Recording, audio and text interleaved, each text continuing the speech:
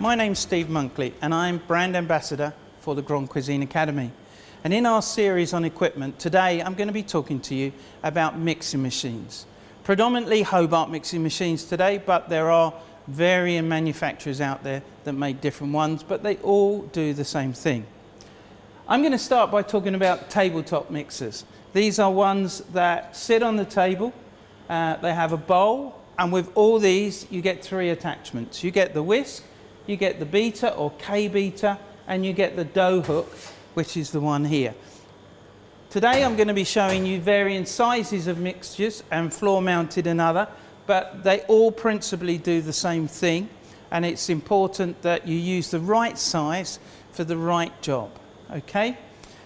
This one here, tabletop, it's got a guard, which is this here. And I can't emphasize enough the importance of making sure that you use the guard. It's there for a reason. It's there for safety, to make sure that when this machine is operational, that your hands have got no chance of going into that bowl or anything being dropped into that bowl that might either injure or hurt somebody. On this machine here, the tabletop one, it's got a handle up release. So it comes up, it goes down, and the guard comes round. So the machine will not operate unless the guard is closed. It has a safety device on it specifically for that reason. If we move over here to the left, we've got a similar size machine, but this one is floor mounted. Exactly the same principle. It has the guard on it. It has the bowl. The bowls lift off quite easily, like this, and you've got the right size of beater, hook and whisk, and again, you've got the lifting up and off.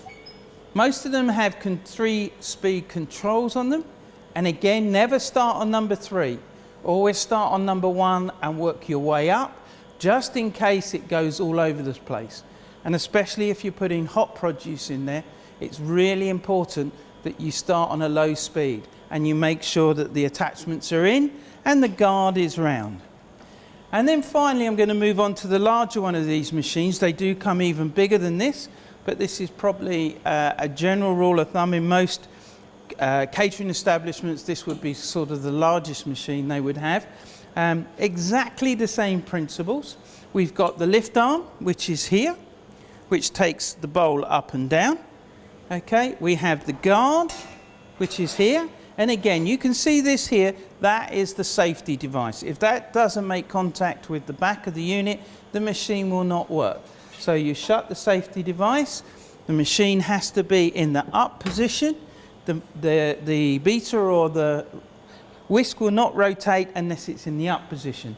As the machines get larger, on this left-hand side, you can set a timer so that when you go onto the mode, you can walk away knowing that this will switch off.